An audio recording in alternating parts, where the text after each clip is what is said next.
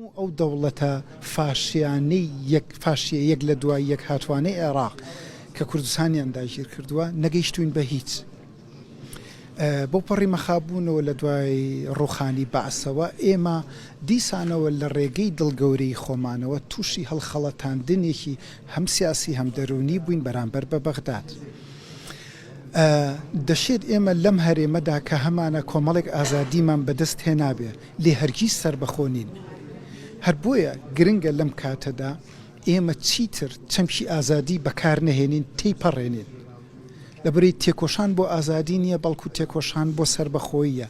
کەی ئێمە گەیشتین بە سربەخۆیی ئەتوانین کۆمەڵێک ئازادی دیکەی تری سیاسی کۆمەڵایەتی لە کۆمەلگەکەمانە بەرجەستە بکەین.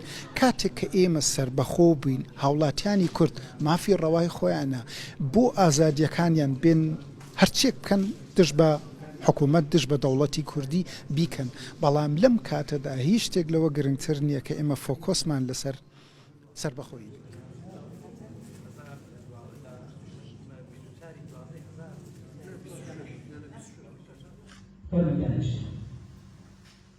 خۆشەویستان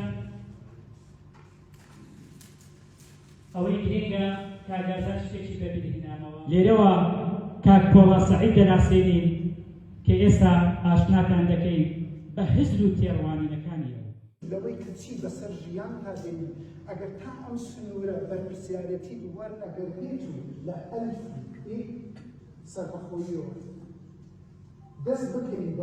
کۆمەلگای فەرەنگی ئەحمەدی خانی لە درێژە کار و چالاکیەکانی خۆیدا بە هەماهەنگی لەگەڵ کوردستان کۆڕۆنیکا کۆڕێک ڕێک خست بۆ ڕۆناکبیر و نووسری گەورەی کورد پۆڵا سەعید بە ناونیشانی ئەلفوبەی سەربەخۆیی.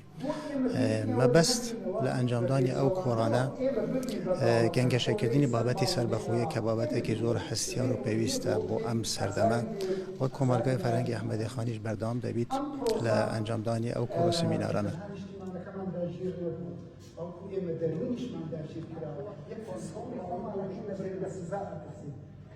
لە دوای ئەم قۆناغەوە تەمەنی سێ ساڵی قۆناغێکی دیکەی تر دێتە ئارا.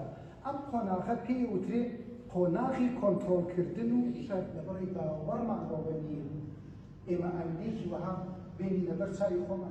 لە ڕاستیدا من زۆر خۆشحاڵ بووم بەو کۆڕا خۆشحاڵ بوو لەوەی کاک پۆڵا کە من دەمێکە بە یەکەوە بیرڕا گۆڕینەوە و هاوڕای لە هەندێک شتی زۆر گرنگدا. خۆشحاڵم کە لێرە کۆڕی بۆ بەسەوە خۆشحاڵم بەوەی لێرە پرسیاری جوان قسەی جوان قسەی ڕێک کرا و هیوادارم ئەم ڕوتە لە کارکردن لەسەر سەربەخۆیی ئێوەش ئەتوان بەردەوام بن. ڕۆژنامەکەی ئێوەش ئەتوانێت بەردەوام بێت لەم کارەدا.